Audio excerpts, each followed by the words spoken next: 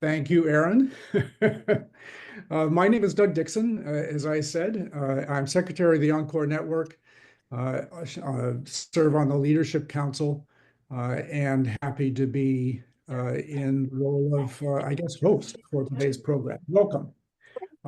And if you haven't already, let us know who you are in the chat. Aaron, do you want to move to the next slide? The mission of the Encore Network is, I know Aaron is busy letting people in. We champion the civic, social, and economic contributions of people over 50. And we do that by creating community, by stimulating learning, and inspiring action. And our goal is to transform the young stage of life. And we're going to be talking a lot about that today. Next slide.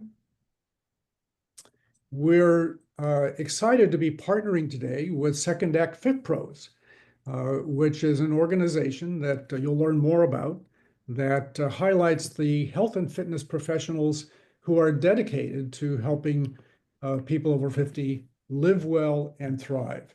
And today we're going to be focusing primarily on the opportunity that's created by the longevity economy that makes it possible for people at the later stages of their life to take on new roles and to serve their peers in a new market. And next slide. Three things to start. The first is to mute yourself. And I heard some background noise already. So if you would take a moment to make sure that you're on mute, unless you're going to be speaking, that would be very helpful because it'll limit the distractions to others.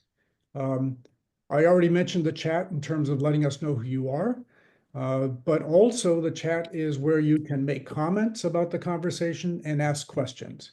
And we will start the program with some information that sort of sets the stage for the panel conversation. Then we'll introduce the panel and we'll hear from them.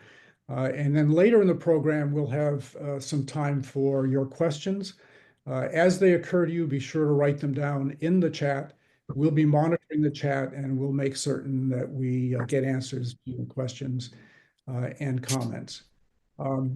Finally, we will be recording today's session, and we're doing that mainly because we want to share it with you after the fact. So probably on Friday, we'll be sending out a copy of the recording along with the slides that you'll see in just a moment, and contact information and other resources that come up as part of the conversation. So with that, I want to introduce our first speaker today, who is Aaron Eleuterio, who is the person who sort of manages and brings together and is the community organizer for Second Act Fit Pros.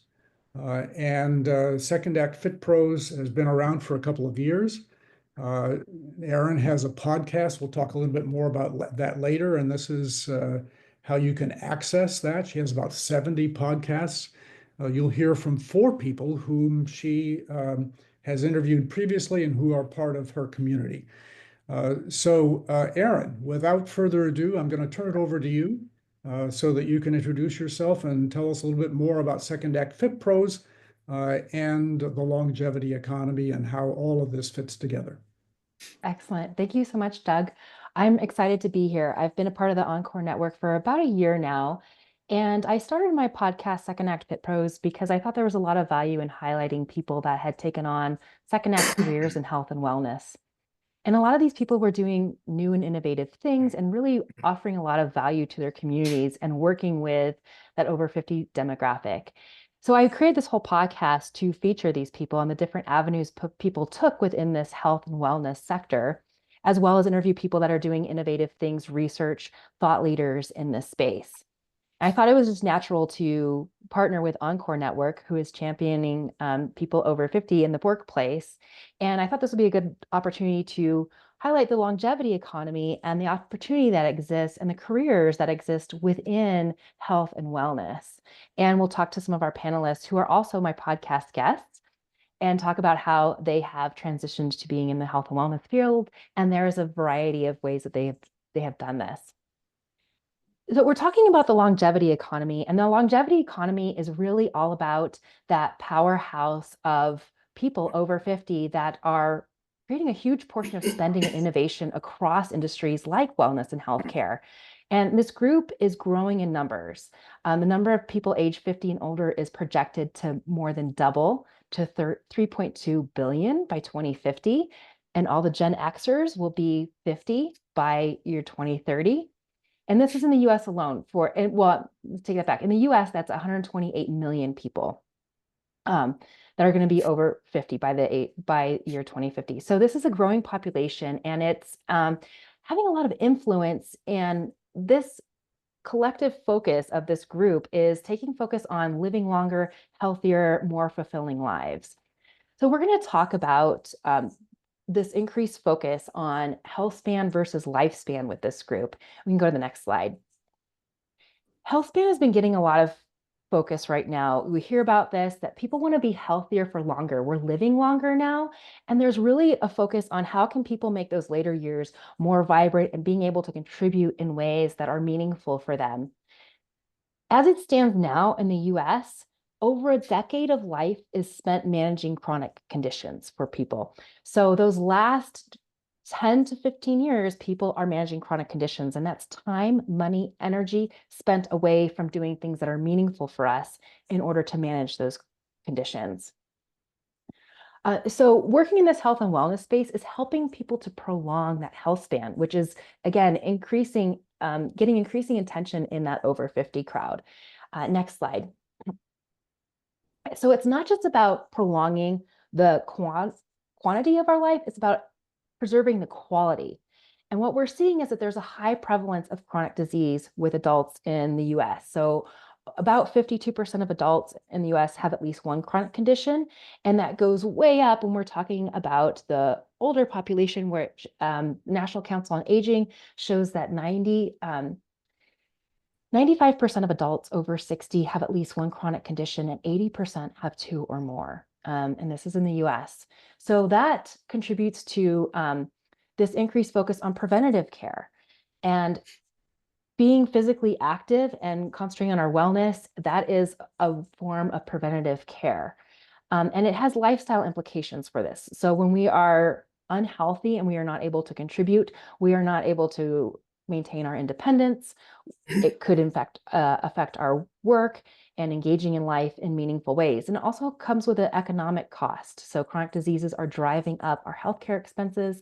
And this is where health and wellness professionals can really play a key role in all of this. And there's increasing focus on getting health, wellness, fitness professionals being a part of the healthcare continuum. So it's not just about doctors managing disease, but how can we work with some of these wellness professionals to help people manage those chronic diseases, keep them active and engaged in life. So we're not just managing conditions. And that's where, health, wellness, fitness professionals play a big role in that. So next slide. There's lots of different opportunities within this field. So I think sometimes people think, fitness, and we think gym and personal trainer, and that's definitely one avenue to take. And there can be fitness instructors. I think that's kind of traditional fitness that we think about, of leading a group exercise class. And that's definitely one avenue. There's lots of needs from community centers, gyms that are looking for people to lead activity classes. But it also comes in the form of coaching, health coaching, wellness coaching, really creating some advocates for age-friendly accessibility, because as we get older, our physical abilities are really diverse. And we need to be able to have programs for all physical activities, for those aging athletes, to those people that might have neurological disorders that they need to manage. And how do we give them access to a variety of physical activities and movement programs to keep them active? And this also comes in the form of physical activity leaders. So some of the people that I've highlighted on my podcast, even though it's called Fit Pros, they're not necessarily fitness professionals in the sense of they're a personal trainer, but I've highlighted one individual in particular. He's in his 60s. He retired early and he leads the Boomers Climb Club in a local rock climbing gym. And he has people in their 60s and 70s rock climbing. He created this activity kind of for his future self, and he wanted to give access to other people that were over 50, have access to continue to rock climb. And now they are a community of rock climbers that not just climb in the gym, but they climb outside. And it's kind of blossomed into this community of people that are staying active together. And so they're getting the community component as well as the physical activity. So there's lots of opportunities for that within this field. So I wanted to highlight all those opportunities, and we'll talk to some of our guests and the different ways that they're promoting health and wellness. And one of the things I wanted to highlight with my podcast is that mature adults can really excel in this field. It is a service industry. We are working with people. And the more years we have on this planet, the better we become at developing those interpersonal skills. All of our work experiences help us develop those interpersonal skills and allow us to work with people, variety of personalities. And that's really important in this role. People need to trust the person that they're hiring as a wellness coach or personal trainer or physical activity leader. There needs to be that trust. And there's this relatability factor, right? As we go along through life, we know what it's like to have setbacks, whether it be personal injuries, illness. Like more years on this planet gives us those hurdles, challenges that we need to overcome to help keep prioritizing our health, staying active. How do we deal with those? So there's a relatability factor.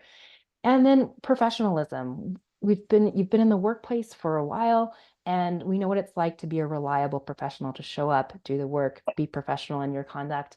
And then we have a more personal commitment to our own aging process.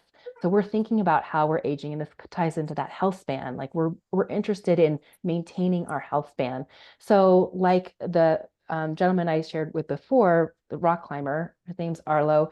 He has a personal commitment to wanting to continue that sport, and now he's sharing it with others. And then we also have firsthand insights into aging challenges because we're witnessing our parents age and we're seeing their aging process. And we're looking at how that is going for our parents, right? We've maybe seen them to the end of life. And we have people in our Second Act Fit Pros group who create a program called Joyful Boogie because after she was looking at assisted living homes for her dad, none of the activity programs excited her. She didn't feel like there was any joy in that. And so she created her own program and it's called Joyful Boogie. And she takes it to adult day centers and she takes it to assisted living facilities. So she's seeing that she saw those gaps in health and wellness and movement programs, and she created a solution for that. So this is where, again, I feel like mature adults have those insights to help fill those gaps. And then, we're talking about solopreneurship and talking about yeah, thanks. All of the ways that we can get involved in solopreneurship. That's what the Encore Network is all about. And this is one sector that we can be involved in. And I'm going to do a little shout out to Mary Cronin, who recently had an article come out showing about this growing trend. So it is the fastest growing form of entrepreneurship in the US. And 80% of small businesses are solopreneur firms. And the Gen X population is really leading the way at 47% getting involved in entrepreneurship, and then baby boomers followed at 40%. So those are some great numbers there. And then there's proven success. So we know that founders over 50 are more likely to be profitable and stay in business longer. So this is to give you the idea of, there's a lot of proven success and popularity in solopreneurship, and this could be one sector to be involved in. And this is one of the popular fields for mature entrepreneurs is wellness services as well as consulting. So we're going to talk to our panelists and have some questions for them and talk about how they have positioned themselves into a second act career in health and wellness and all the different things that they're doing within this field. So I'm going to kick it off. So this is my crew and all of my panelists here. I'll let you introduce yourself and talk about what it is that you do. And we're just going to keep this brief because we'll have more questions to come. So a minute or less. And I'm going to go in alphabetical order by first name. So Carlos, I'm going to start with you if you want to briefly tell us your name, company, and what you do. Welcome, everybody. My name is Carlos Reyes. The name of my company is C3R Performance Strategies, and I provide health coaching and personal training services to the over 50 population in the New York City area. Thanks, Carlos. I'm going to go over to David next. Yes, hi everybody. Great to be here today. And my name is David Leopold, and I'm owner and founder of Chi Flow Studios here in Toronto, Canada. And our business is focused on Tai Chi and Qigong, and we offer a variety of different things within that realm, classes, workshops, series. And recently I just completed my first book titled Tai Chi Essentials, Guidebook to Basic Postures, entering into our 15th year of business, and it's been an amazing journey. Thank you. Thanks, David. And Randy. Hi, everybody. My name is Randy Bethel, and my company is Move Through Life. I provide personal training services one-on-one with folks. So I travel to people's homes. Oh, and I'm in the San Francisco Bay Area. I travel to people's homes and basically get them moving once or twice a week. Right now, my clientele is between 75 and 85. Thank you, Randy. And Sylvia. Hello, everybody. I'm Sylvia Fox, and I have FitzFox Coaching. And what I say that we do is that I work with quality of life issues for people who, as we age, and it means that I could be doing life coaching of anyone who's stuck in making a decision, or whether it's career, life, moving, or whatever they want to get into. I also coach movement. I'm a fitness instructor. And I also coach memoirs because I'm a retired journalist and I do writing. So I have a big umbrella and I just work with people in whatever they're wanting to work with in movement, life transitions, and writing. Excellent. Thank you. Okay, so I'm going to go in reverse order for the second question. And that is, what has inspired you to transition to a second act career in health and wellness? And how did you get started with that? So, Sylvia, I'm going to start with you. And how many minutes Oh, are you? we'll just try to keep it, yeah. Okay, I'll keep it short. To the point, yeah. Okay. So I retired as a journalism professor at California State University, Sacramento. It's, I think, 14 years ago. And as I retired, we were going to travel and I wanted to have movement and dance and whatever I was doing while we were traveling. So I started at 59, I became a Zumba instructor and started teaching Zumba on the beaches in Mexico and at wineries in New York and had a lot of fun. And that gave me it gave me experience with group teaching with movement, which was something new for me. So I think what happened for me, I had a new passion and I wanted to try something outside of my comfort zone. It was way outside of my comfort zone. And then from there, I ended up at a studio in Point Richmond, Body Wisdom Studio, amazing virtual studio too, if you ever need any kind of restorative exercise, movement, and strength. And I was mentored there and became a fitness instructor for restorative exercise, which is, spinal alignment and moving within spinal alignment. We were also dealing with older populations, which was more comfortable for me because I'm 72, I'll be 73 next week. So that was another comfort thing.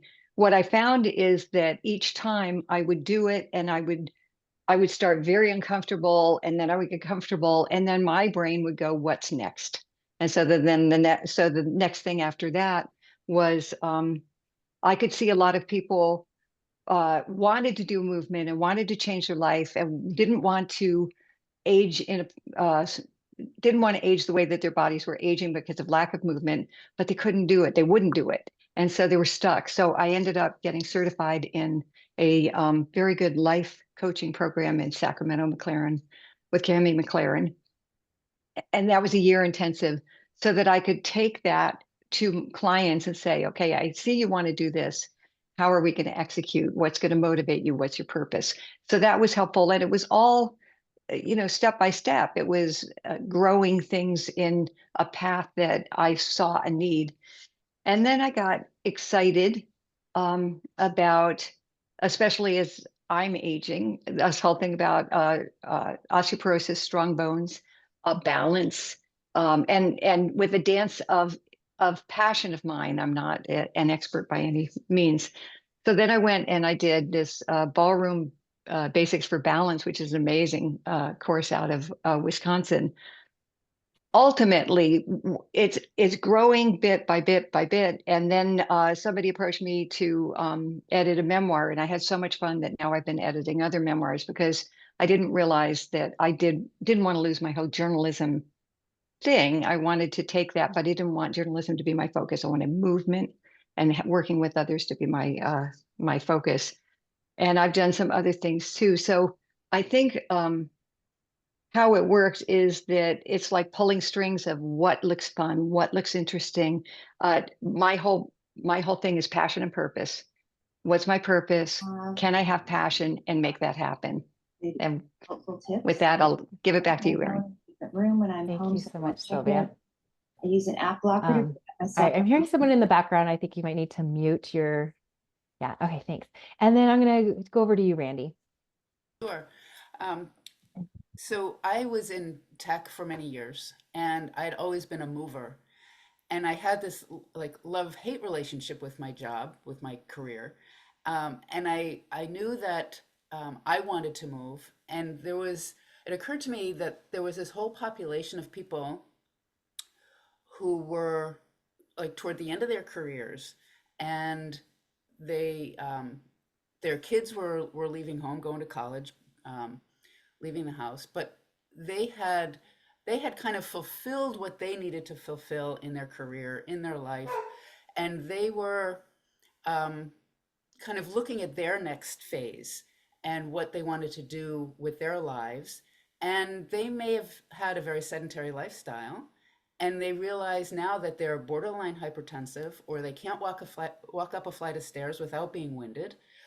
And because they had been so sedentary, focusing on family and career, they really didn't know what they wanted to do, or how to get out of this sedentary lifestyle. How do they make changes to their health? So that was the population that I wanted to focus on. Um, so that was really kind of my inspiration for moving into this field. Having been a mover, I'd done endurance events, long distance cycling and running and some swimming. Um, and I wanted to share that with them. I wanted to have the opportunity to say, you can move, you can make a difference in your life just by incorporating some movement into your day-to-day life. So I started actually taking some classes. So before I even left my work, before I quit, um, I took classes at our local community college. I mean, here in California, we have a really wonderful community college system. I don't know how it is in other states. Um, so you really get a lot of value from taking these classes. So I took like my first, human anatomy class in the evenings, and I was just amazed at like this is what I was interested in. It's like, wow, I have like found my people. Of course, I was the oldest one in the class, but that was kind of irrelevant. Um, because these people were talking about the human body. I'm like, yes, this is really what I want to do. So that kind of solidified it for me.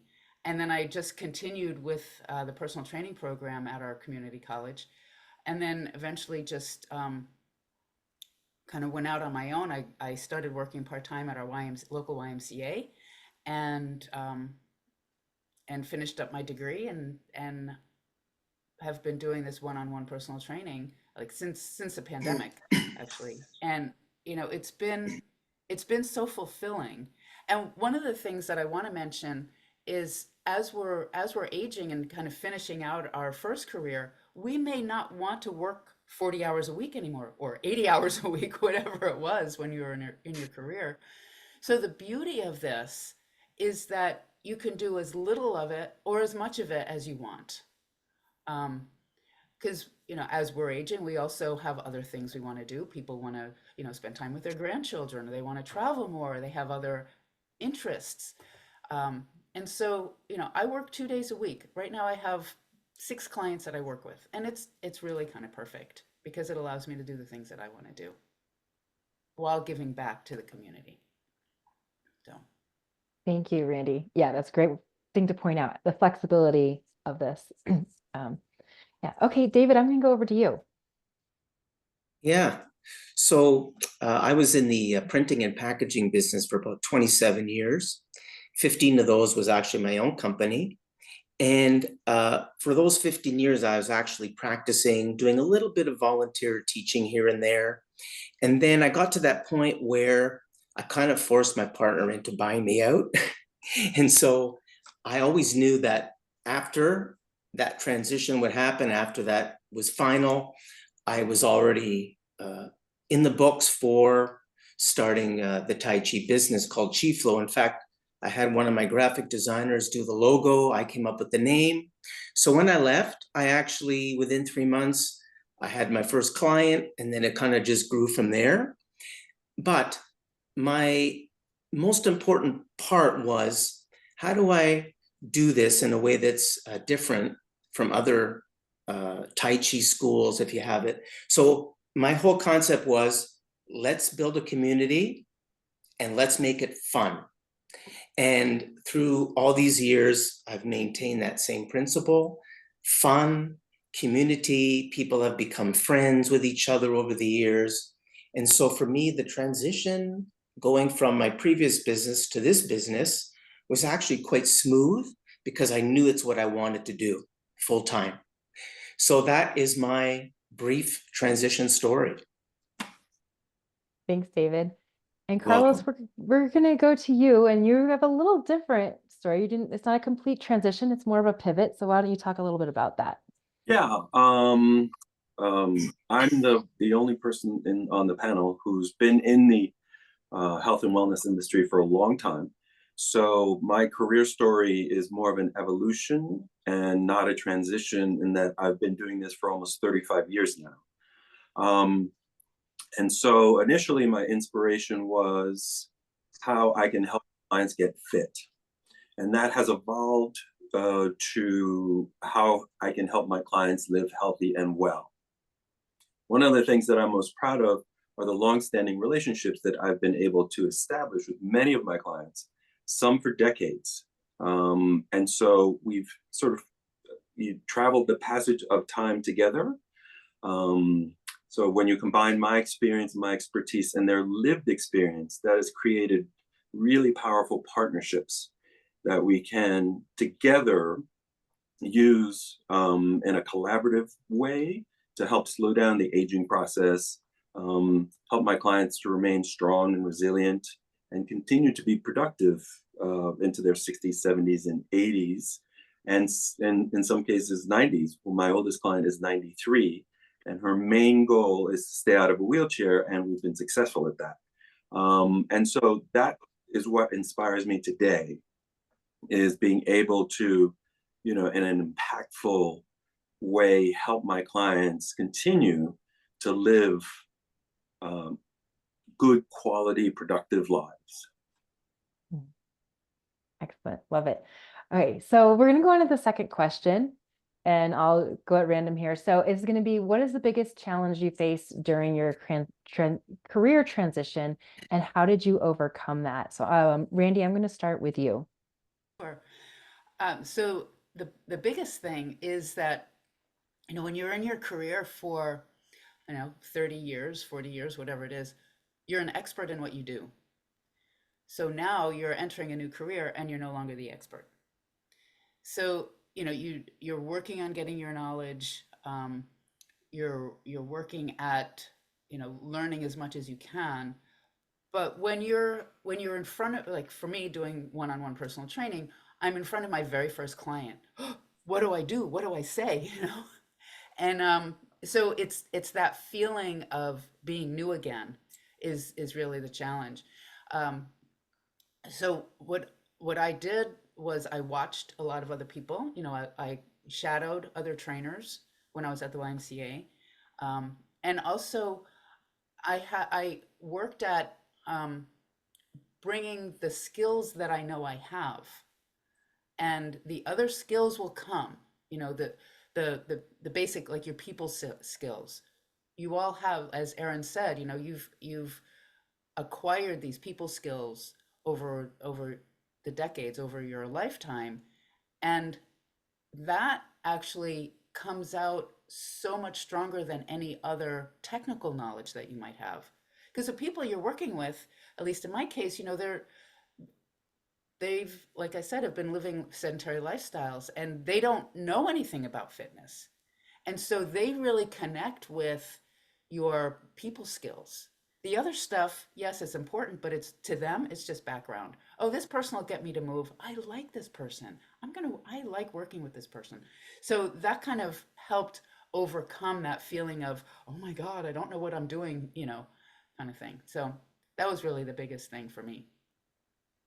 Thanks, Randy. Yeah. Hey, David, I'm going to go to you. Yeah, thanks. I think for me, because in my previous business, I had graphic structural designers, administrative assistant, the whole ball of wax. I think for me, technology was definitely a challenge. And so to overcome it, I looked at people that could help me, family members, associates, what have you. And then during COVID, that's when it really hit home.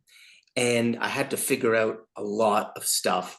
And over time, I did. And now, what used to be, I call myself a 3 out of 10 in technology. Now I'm about a 7.5.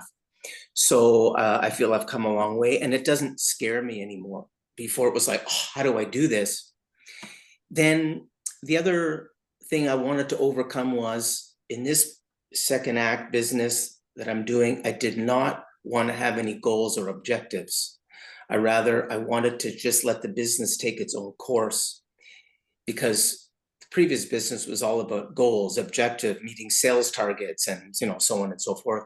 So at first it was difficult, but then I got used to it. Little by little, the business grew, and it ended up in a place that I never thought it would end up. And so that was, to me, the second hurdle or challenge, was not setting too many parameters and just letting the business take its own course. Great, thank you. All right, Carlos, I'm going to go to you next. So I guess the biggest challenge that I faced, because I was already embedded in the health and wellness industry when I hit my 50s, was how to continue to do what I do, but with a different sort of mindset. So the health and well-being industry still is very youth-oriented.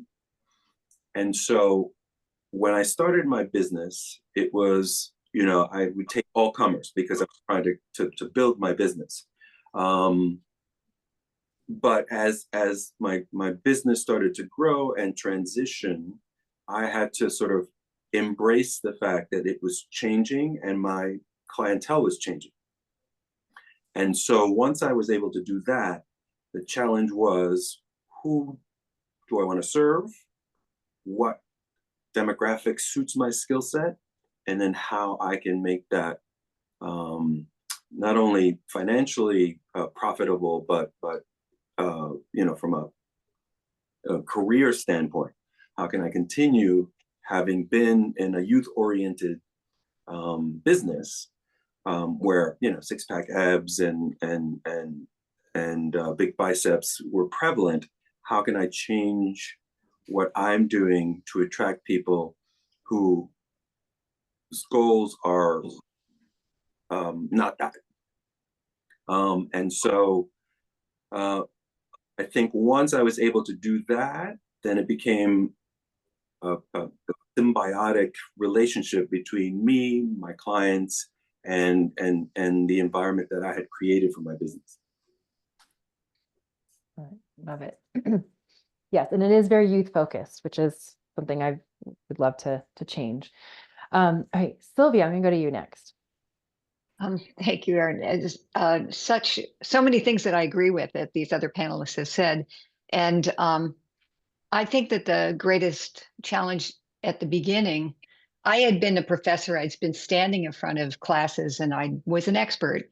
And then all of a sudden I was standing in front of, 30 people leading a dance thing in fitness, and my knees were shaking. And I was like, there was so much room for failure in my mind, So, and they're all watching me physically. Whereas before I was standing in the class and they were thinking about what I was saying, what I was teaching. And all of a sudden we were all here with, me, the physical. And at the time, I was 59 or 60 and I thought that was old. And so I think that I have an aging body. So I was really, that was a really, I mean, I would say it was a big challenge for me. And I am a risk taker by nature. And that was really seriously risky business to go into this thing that it wasn't just a know enough. I had to be enough somehow. It was, so that was a big thing.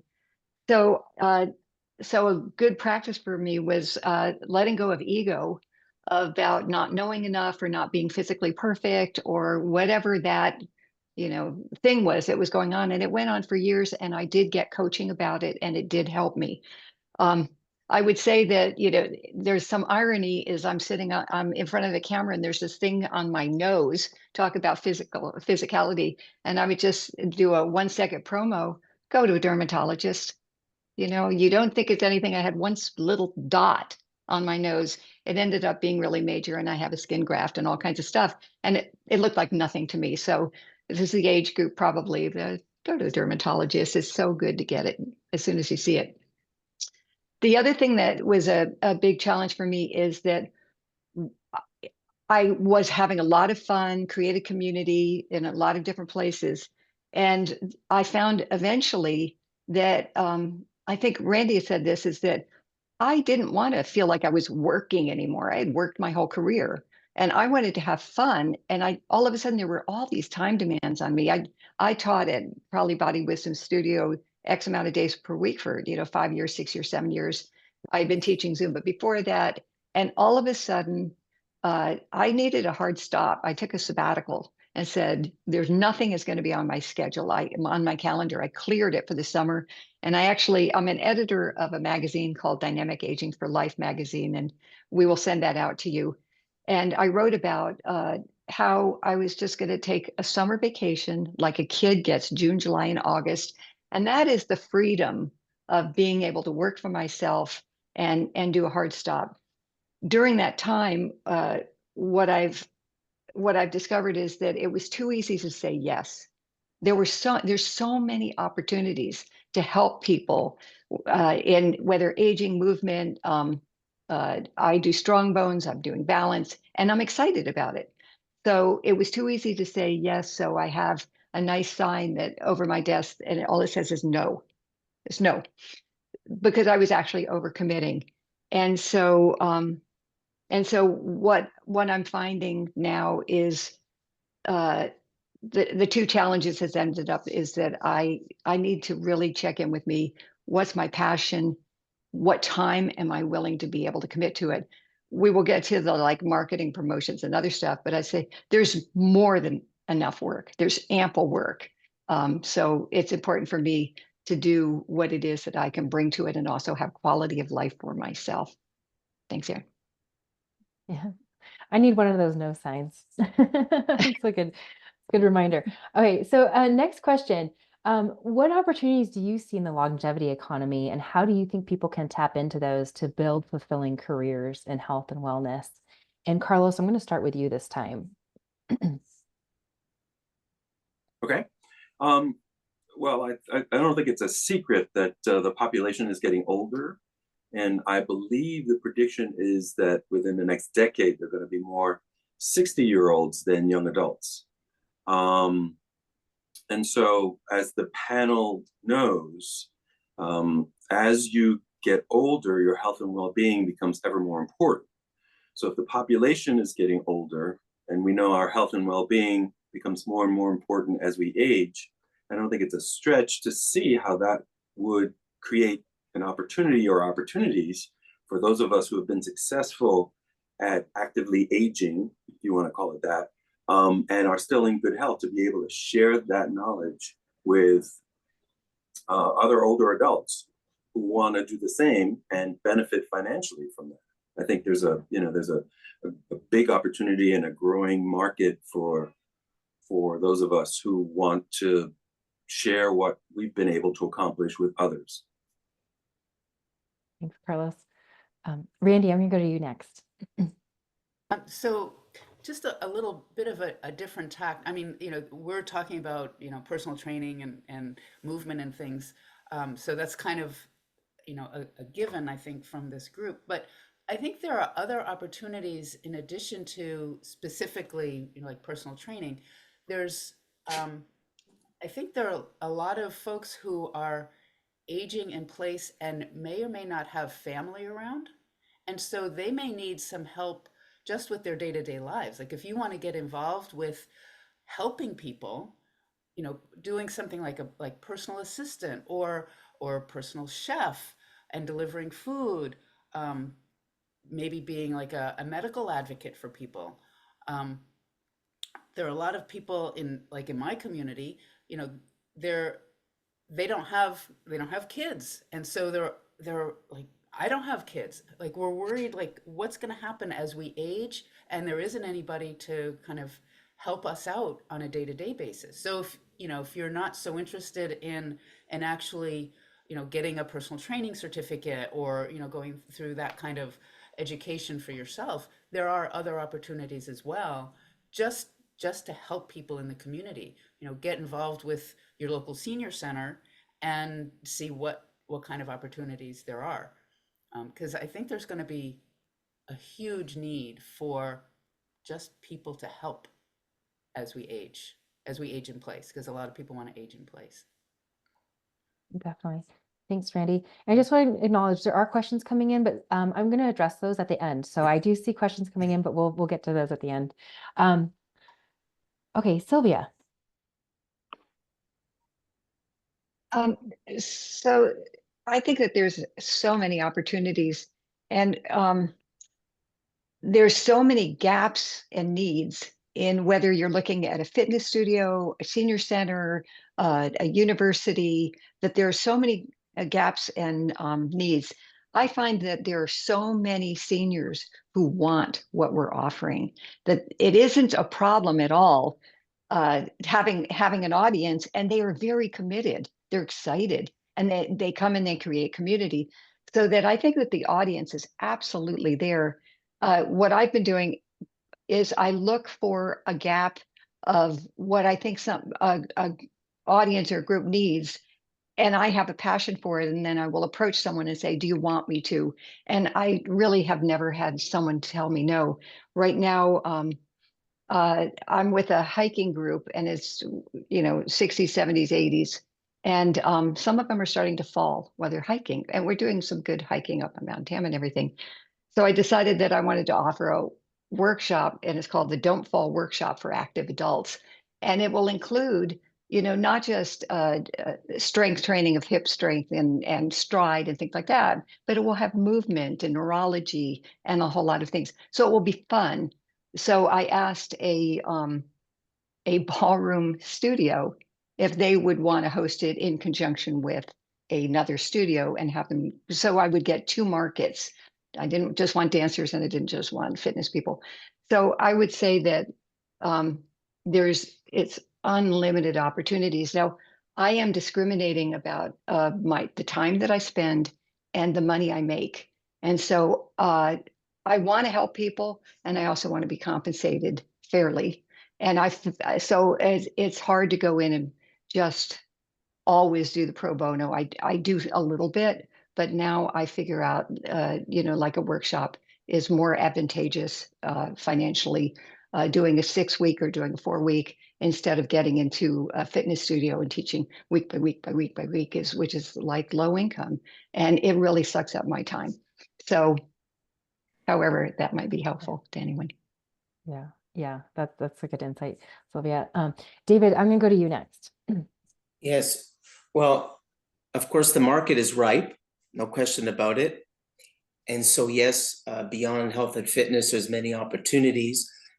However, if we look at our age group, one thing that we have to our advantage is we understand and appreciate service, value-added service.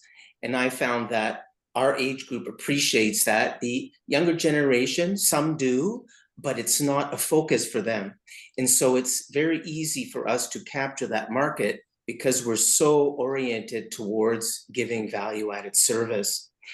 And for those that are kind of thinking of going into the longevity market, economy, one thing that you might want to consider is if you're not exactly sure what it is that you want to do, you can take some courses in certain things, and then you can volunteer some time, kind of get your feet wet. What I did at first is I had some paying classes, and then I did some volunteer classes. Then people from those volunteer classes ended up coming to my paid classes. And so that's how you grow the business. So I think volunteering a little bit is good. I definitely agree that doing all the work volunteer, unless you want to. If you want to earn some income, then of course that's not the route to go. But you can find a balance between the two. Yeah, great, thank you. And I want to make sure we have time for Q&A at the end. So I want to just ask a little bit from each of you, what any advice that you would give to somebody that is maybe transitioning or thinking about getting into the health and wellness space. And Carlos, I'll start with you again. Okay. Here's what I would do. I would ask myself, like, look yourself in the mirror, ask yourself, why has it been important for you to prioritize your health and well-being? And how has that made a difference in your life? And would you enjoy helping others do the same?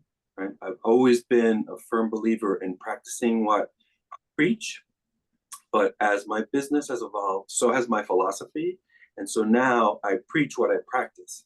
And what I mean by that is when you're working with adults, I have found that if you want them to do something or you believe that they need to do something, it will resonate a lot more with them when you show them how you're doing, not how they should do it.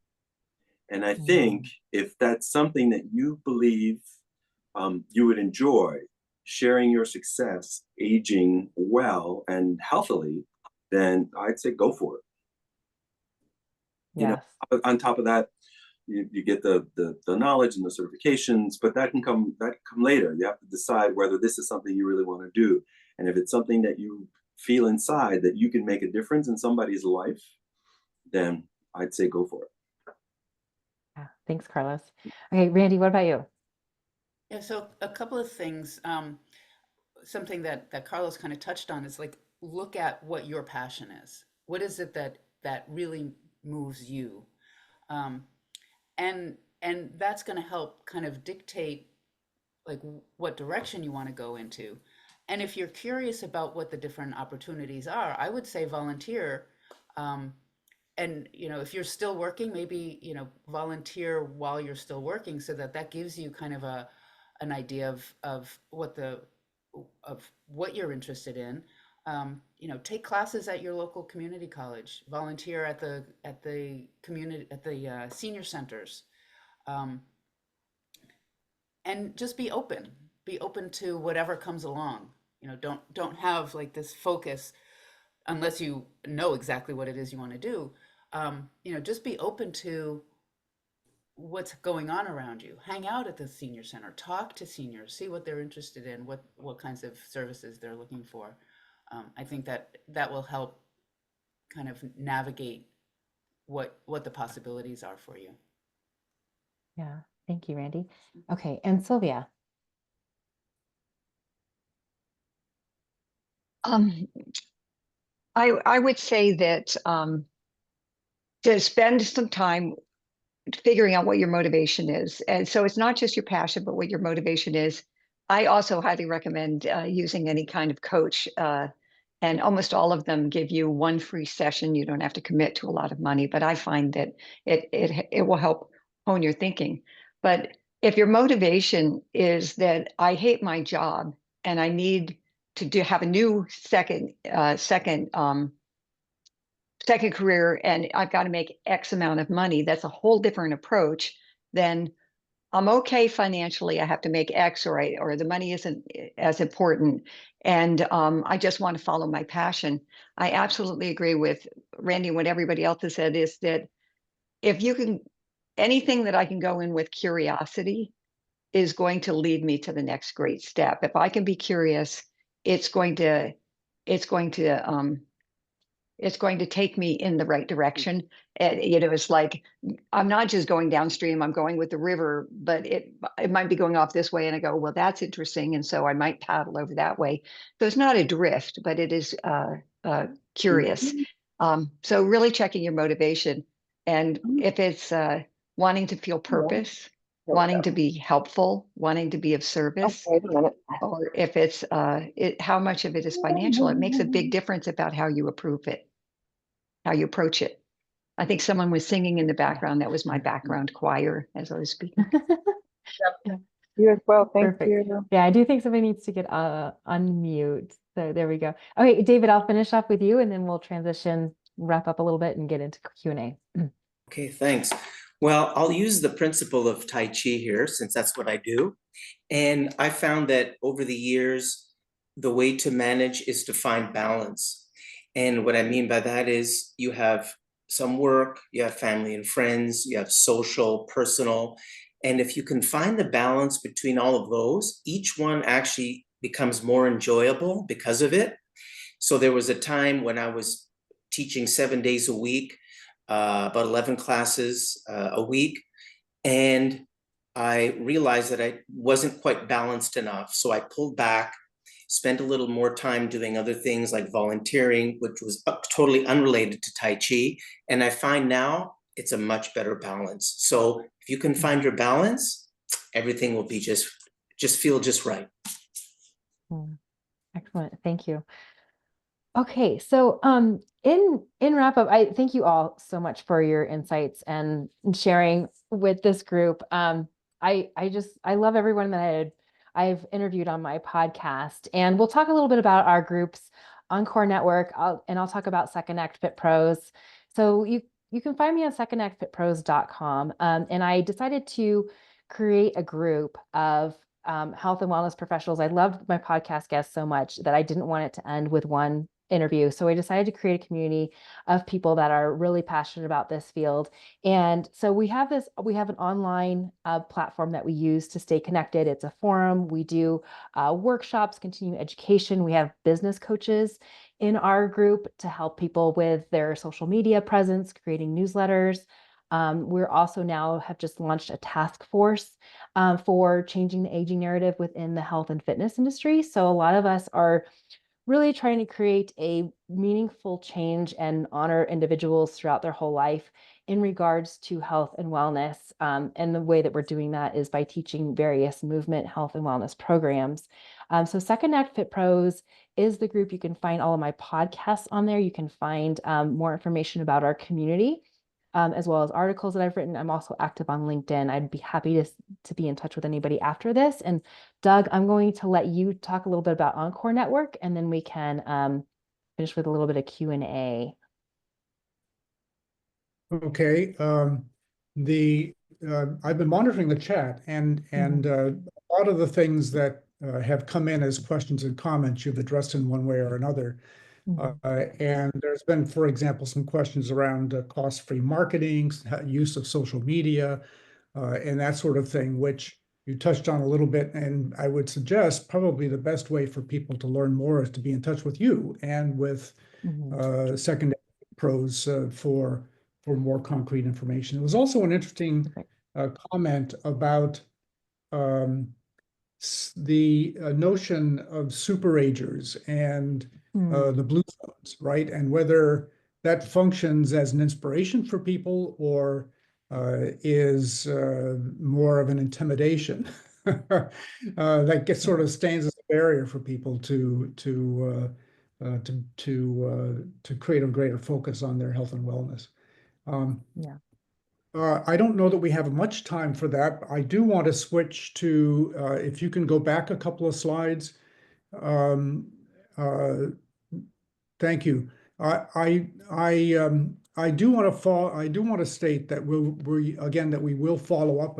Someone asked the question with an email that will include a recording of this session, and we'll also include the slides and contact information so that you can be in touch or stay connected to each of our panelists, including Aaron.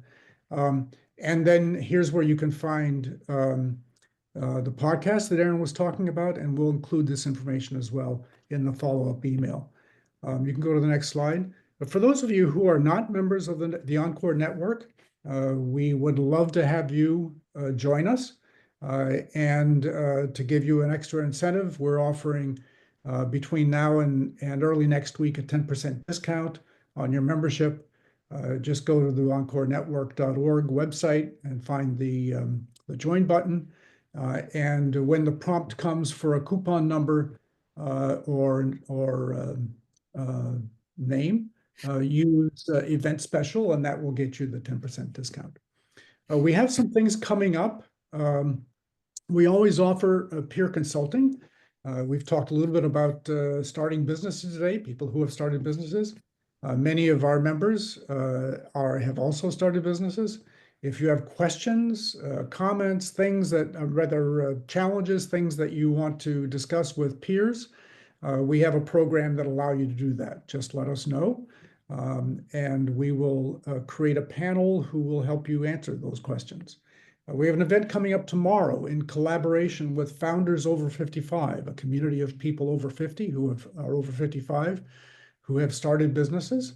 And tomorrow we have something called Pitch for Your Peers, which is an opportunity for, in this case, 2 teams of women who have each started businesses incidentally, also focused on serving the needs of people over 50. Another example of the longevity economy. This will be a different format where they will present their businesses, get input from SCORE counselors, as well as from those who attend. So if you want to sort of continue this train of thinking and learning, be sure to tune in tomorrow, and you sign up at foundersover55.com. Next slide. We have a number of affinity group meetings coming up in early December. The two that I'm going to point out, Encore Entrepreneurship.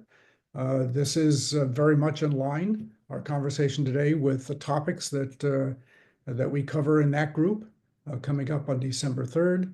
And then starting and sustaining an Encore organization, also very relevant, coming up on December 4th. So you can find out more about this and our other affinity group meetings at encorenetwork.org and sign up on the events page.